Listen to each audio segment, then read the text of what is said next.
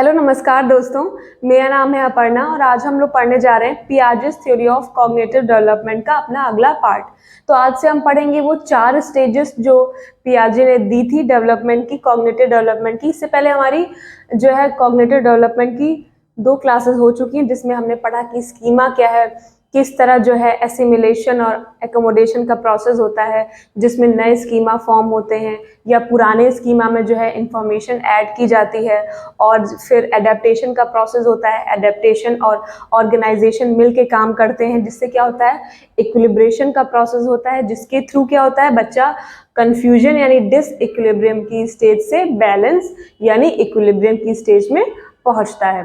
तो आज हम जो पढ़ने जा रहे हैं वो मेनली उसी पे पियाजे ने फोकस किया। मतलब पियाजे ने क्या माना कि इससे पहले की क्लासेस में हमने पढ़ा था कि फिजिकल वर्ल्ड में जो एक्टिविटी या सोशल इंटरेक्शन के थ्रू जो बच्चे का डेवलपमेंट हो रहा है उसके बारे में पढ़ा, लेकिन पियाजे ने इसको बहुत ज़्यादा इंपॉर्टेंस नहीं दी है। पियाजे क्या कहते हैं कि एज बढ़ने के साथ साथ यानी जो बायोलॉजिकल मैचुरेशन हो रहा है यानी जैविक परिपक्वता जो आ रही है उसी के थ्रू जो है बच्चे का कॉग्निटिव डेवलपमेंट यानी संज्ञानात्मक विकास होता जा रहा है।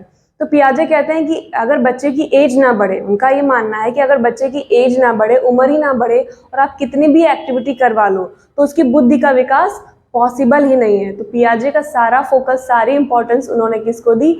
एज को दी। उन्होंने कहा जैसे जैसे एज बढ़ेगी वैसे वैसे थिंकिंग बढ़ती जाएगी, बच्चा जो है नई नई चीज़ें सीखता जाएगा, उसके ब्रेन का डेवलपमेंट होता जाएगा।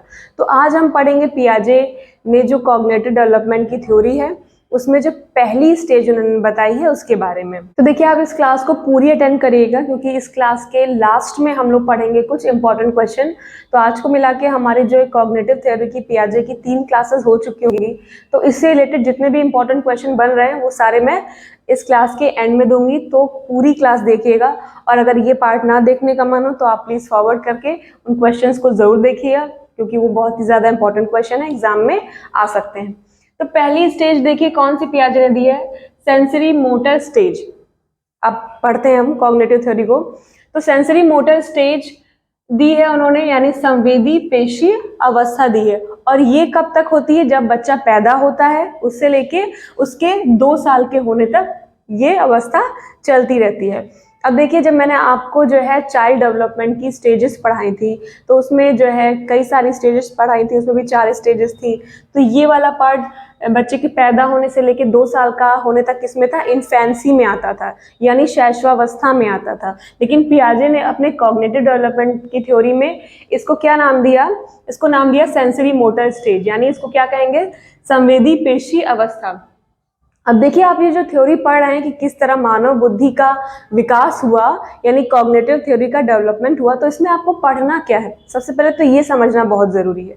देखिए 2 चीज़ें, एक तो ये आपको हर एक थ्योरी में ये पढ़ना होगा कि इस स्टेज में यानी इस थ्योरी की जब स्टडी की पियाजे ने तो इस दौरान उसने क्या देखा कि इस स्टेज में बच्चे की जो थिंकिंग है वो कितनी डेवलप हुई, ठीक है, क्या क्या उसने सीखा, किस किस प्रकार और कितना सीखा। पहली बात तो ये कि कितनी थिंकिंग डेवलप हुई और कौन कौन सी डेवलप हुई, क्या क्या उसने सीख लिया।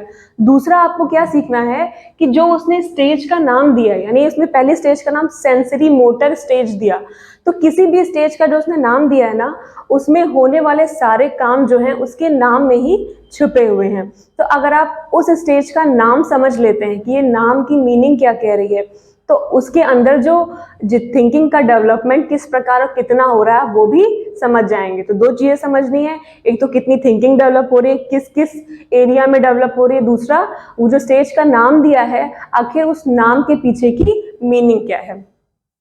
तो सेंसरी मोटर का मतलब क्या है? सेंसरी मतलब होता है सेंसेस। सेंसेस मतलब जो हमारी क्या है? ज्ञानेंद्रियां। किसकी बात हम यहाँ पे कर रहे हैं? जो मानव ज्ञानेंद्रियां हैं उनकी बात कर रहे हैं। तो कैसे? जैसे देखना, सूंघना, सुनना या छूना उसकी बात हो रही है। और दूसरा क्या है? मोटर। मोटर मतलब होता है गतिक क्रियाएं। गतिक क्रियाएं मतलब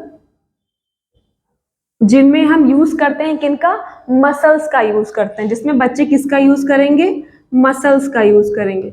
देखिए यहाँ लिखा भी हुआ है मैंने, पेशी, संवेदी पेशी। तो संवेदी किस में आ गया, मतलब जिसमें आप सेंसेस का यूज कर रहे हो, अपनी ज्ञानेंद्रियों का यूज कर रहे हो। और जो मोटर यानी पेशी, मतलब जिसमें आप मसल का यूज कर रहे हो। यानी बच्चा, उस स्टेज का नाम सेंसरी मोटर स्टेज दिया गया जिसमें बच्चा जो भी सीख रहा है, ध्यान से सुनिएगा, बच्चा जो भी सीख रहा है उसकी जो बुद्धि का विकास हो रहा है वो उसकी सेंसेस के थ्रू यानी ज्ञानेंद्रियों के द्वारा, और मोटर स्किल्स यानी गतिक जो उसकी क्रियाएं हैं उसके द्वारा हो रहा है। क्योंकि इस स्टेज का जो बच्चा है, यानी जो 2 साल तक का बच्चा है, वो क्या है, वो लैंग्वेज नहीं समझता।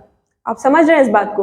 जो पैदा हुआ बच्चा है, जब तक वो 2 साल का होता है, 1.5 पौने 2 साल का, तो वो लैंग्वेज यानी भाषा नहीं समझता, उसकी भाषा का विकास नहीं हुआ होता है। तो वो चीजों को कैसे समझता है? अपनी सेंसेस के थ्रू और अपनी मसल यानी मोटर स्किल्स के थ्रू। तो चलिए अब इसमें आगे बढ़ते हैं। सेंसरी मोटर स्टेज में क्या होता है कि बच्चे रिफ्लेक्स एक्टिविटीज करते हैं। रिफ्लेक्स एक्टिविटीज मतलब स्वतः प्रेरित क्रियाएं, यानी वो क्रियाएं जिन्हें बच्चा जानबूझकर नहीं कर रहा है, उसे तो पता भी नहीं कि ये चीजें उससे हो जा रही हैं, वो शुरू हो जाती हैं। और उसके पैदा होने से लेकर लगभग 30 दिन तक, यानी बच्चे के 1 महीने के होने तक, ये रिफ्लेक्स एक्टिविटी शुरू होके खत्म भी हो जाती है। अब ये रिफ्लेक्स एक्टिविटीज यानी स्वतः प्रेरित क्रियाएं, यानी हम कहते हैं प्रतिवर्त क्रियाएं भी कौन सी होती हैं? तो जैसे आपकी आँख की पलक का झपकना, ये एक ऐसी रिफ्लेक्स एक्टिविटी है जो हमेशा होती रहती है, आपको पता नहीं चलता ना, और ये कभी खत्म भी नहीं होती। ये आपके जीवन बढ़ने के साथ साथ ये एक्टिविटी भी चलती रहती है। लेकिन कुछ रिफ्लेक्स एक्टिविटीज ऐसी होती हैं बच्चों की, जैसे चूसने की एक्टिविटी, या छूने की, या पकड़ने की। जैसे अगर बच्चे का हाथ ऐसे रखा हुआ है तो अक्सर लोग क्या करते हैं, बच्चे का हाथ ऐसे, तो जाके अपनी उंगली उसमें ऐसे रख देते हैं, और फिर आप देखेंगे कि उसका जो हाथ है ऑटोमेटिकली ऐसे बंद हो जाता है। तो सबको लगता है बच्चे ने हाथ पकड़ लिया, लेकिन ऐसा नहीं होता। वो जानबूझकर बच्चा ऐसा नहीं कर रहा होता, उसे तो पता भी नहीं होता कि उसका हाथ ऐसे था और कब ऐसे हो गया। ये क्या है, रिफ्लेक्स एक्टिविटी में आता है, स्वतः प्रेरित क्रियाओं में आता है, जिन्हें बच्चा जानबूझकर नहीं कर रहा है, जो हो जा रही है और उसके होने में बच्चे को पता भी नहीं है। जैसे चूसने की एक्टिविटी हो गई, छूने की, पकड़ने की, ये सब कौन सी एक्टिविटी में आएंगी, रिफ्लेक्स एक्टिविटी में आएंगी। और ये क्या है, टाइम के साथ खत्म भी हो जाती है, बहुत जल्दी खत्म भी हो जाती है। जैसे बच्चा 1 महीने का 30 दिन का होगा, वैसे वैसे ये जो रिफ्लेक्स एक्टिविटी है वो क्या हो जाएंगी, खत्म हो जाएंगी। जब बच्चे में रिफ्लेक्स एक्टिविटीज खत्म हो रही हैं तो शुरू क्या हो रहा है, बच्चे में शुरू हो रहा है गोल डायरेक्टेड बिहेवियर। यानी जब रिफ्लेक्स एक्टिविटीज हो रही थी तो बच्चे को पता नहीं था कि वो क्या कर रहा है, जानबूझकर नहीं, वो उससे स्वतः अपने आप हो रही थी। लेकिन ये जो गोल डायरेक्टेड बिहेवियर है, इसमें बच्चे को पता है कि वो क्या कर रहा है। तो एक एग्जांपल से समझिए कि अगर आप एक कैंडल या दीपक जला के रख दीजिए और बच्चा उसको देखेगा, तो क्या करेगा, वो उसके पास चल के आया। छोटा बच्चा है, चलना बहुत अच्छे से नहीं जानता, तो क्रॉल करेगा कैसे भी। इसमें वो क्या यूज करेगा, अपनी मोटर स्किल यानी मसल यानी गतिक क्रियाओं का प्रयोग करेगा। किसी तरह क्रॉल करके आया और उसको छूने की कोशिश करेगा। अब अगर आप पीछे से आवाज दो उसको कि अरे छूना मत, जल जाओगे, गर्म है, तो बच्चे को नहीं समझ आएगा। क्यों समझ नहीं आएगा? क्योंकि अभी तक उसकी लैंग्वेज का डेवलपमेंट यानी उसकी भाषाई जो विकास है वो हुआ ही नहीं। तो बच्चा क्या करेगा, उसको छू लेगा। या तो आप तब तक जाओ उसको पकड़ के रोक लो, नहीं तो आपके चिल्लाने से वो समझ नहीं पाएगा कि आप क्या कह रहे हो, तो उसको छू लेगा। छूने पे गरम लगेगा तब वो हटा लेगा। तो इसमें बच्चे ने क्या किया, इसमें बच्चे ने देखा कि वहां पे कैंडल रखी थी, उसने अपना एक गोल निर्धारित किया, उसके पास जाना और पता करना कि आखिर ये क्या है। अब अगली जो चीज इन स्टेज के बच्चे में पाई जाती है वो होती है डिफर्ड इमिटेशन। इमिटेशन करना मतलब नकल करना या अनुकरण करना। इसको आप अनुकरण करना भी कह सकते हो, कि जैसे जो चीज आप कर रहे हो बच्चा भी उस चीज को देखकर उसी तरह करेगा। तो देखिए, अगर आपको बच्चा कुछ करते हुए देख रहा है, मान लीजिए डांस कर रहा है, कोई स्टेप आप कर रहे हो, या उसका कोई खिलौना लेके आप उसको किसी तरह नचा रहे हो, वो देखेगा, तो क्या करेगा, जो भी आपने किया है उसका वो अनुकरण करेगा, उसको इमिटेट करेगा, उसकी नकल करेगा। इसी को हम क्या कहते हैं, डिफर्ड इमिटेशन। और क्या है, वो तुरंत नहीं करेगा कि अभी आप डांस का कोई स्टेप कर रहे हो तो बच्चा भी आपको देख के करने लगेगा, नहीं। जो सेंसरी मोटर स्टेज है, यानी बच्चे के 2 साल के होने तक की जो स्टेज है, उसमें बच्चा डिफर्ड इमिटेशन करता है। मतलब अगर उसने आपको आज ही करते हुए देखा तो वो तुरंत नहीं करेगा, वो 1 या 2 दिन बाद वही काम करेगा। आप देखेंगे उसी तरह या तो वो डांस कर रहा होगा या अपने खिलौने के साथ उसी तरीके से खेल रहा होगा। तो इसे हम क्या कहते हैं, डिफर्ड इमिटेशन। और एक पॉइंट को आप जरा गौर कीजिएगा कि आपका जो भी काम बच्चे ने देख के सीखा और उसको 2-3 दिन बाद किया, इसका मतलब ये किस पॉइंट की तरफ इशारा कर रहा है, ये बता रहा है कि बच्चे में किस चीज़ का डेवलपमेंट हो रहा है, मेमोरी का डेवलपमेंट हो रहा है। यही तो, क्योंकि बच्चे ने तुरंत तो आपकी नकल की नहीं, तुरंत तो आपको इमिटेट किया नहीं, उसने 1-2 दिन बाद किया। इसका मतलब क्या है, बच्चे में मेमोरी का डेवलपमेंट भी हो रहा है। अगली जो एक्टिविटी बच्चा कर रहा है या उसमें जो अगला गुण आ रहा है वो है ऑब्जेक्ट परमानेंस या वस्तु स्थायित्व का। देखिए, जब बच्चे बहुत छोटे होते हैं, 3-4 से 4 महीने के होंगे, तो उन्हें जो चीज़ दिखती है, यानी उनकी आंखों के सामने जो चीज़ आती है, उनको लगता है वही अस्तित्व में है, उसी चीज़ का सिर्फ एग्जिस्टेंस है। और अगर आप वो चीज़ हटा दीजिए, अगर वो किसी चीज़ को देख रहे हैं, अगर वो किसी टीवी को मान लीजिए इस वक्त देख रहे हैं, और आप उस टीवी को अगर हटा दीजिए, तो जब तक वो ऑब्जेक्ट, वो चीज़ बच्चे के सामने रहेगी, तभी तक उनके दिमाग में उसका एग्जिस्टेंस रहता है। आपने जैसे ही वो चीज़ हटाई, उनके दिमाग से भी गायब हो जाती है। लेकिन जैसे बच्चा 12 से 18 महीने का होगा, मतलब 1 से 1.5 साल का जब वो होने लगता है, तो उसमें वस्तु स्थायित्व यानी ऑब्जेक्ट परमानेंस की जो है गुण आने लगता है। अब ये क्या है कि इसमें अगर आप किसी चीज़ को हटा देंगे, मान लीजिए बच्चे का कोई खिलौना है या कोई चीज़ जिसको बच्चा देख रहा है, जिसके बारे में जानता है, उसको अगर आप हटा देंगे तो वो उसको भूलेगा नहीं। अब बच्चे के दिमाग में ये बात आती है कि चीज़ें होती हैं, मेरे सामने नहीं है, तो इसका मतलब ये नहीं है कि वो अस्तित्व में नहीं है। तो बच्चा क्या करेगा, आप उसका खिलौना, इस स्टेज के जो बच्चे हैं उनका खिलौना हटा के देखिए, छिपा दीजिए कहीं, तो बच्चा उसको ढूंढेगा, उसको ढूंढने की कोशिश करेगा।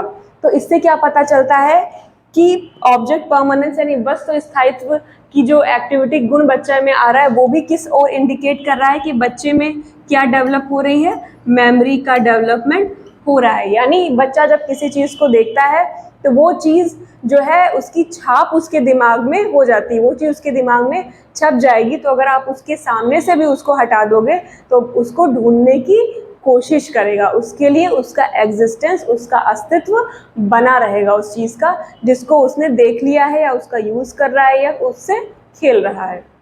तो चलिए कुछ क्वेश्चन देख लेते हैं। तो अभी तक हमने पियाजे की कॉग्निटिव डेवलपमेंट की 3 क्लासेस कर ली। तो पिछली 3 क्लासेस पे बेस्ड क्वेश्चंस कुछ हैं।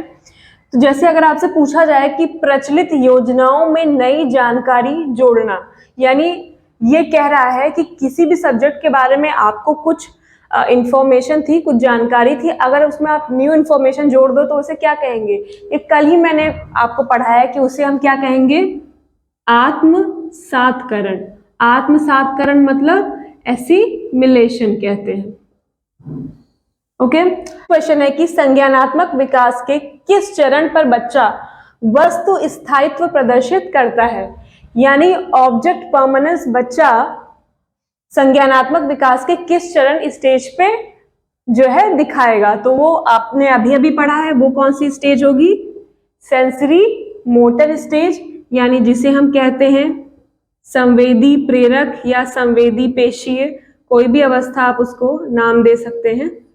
ये हो गई। या फिर इसमें क्वेश्चन इस तरह से पूछ सकते हैं कि बच्चा अगर कोई छिपी हुई चीज ढूंढ निकाल ले रहा है, मतलब आपको बता रहा है कि बच्चे में वस्तु स्थायित्व का गुण आ गया। इस तरह भी लिख के दे सकते हैं कि बच्चा अगर कोई छिपी हुई चीज को ढूंढ निकाल ले रहा है तो बताइए उसमें कौन सा गुण प्रदर्शित हो रहा है। तो कौन सा गुण प्रदर्शित होगा, वस्तु स्थायित्व का गुण प्रदर्शित होगा।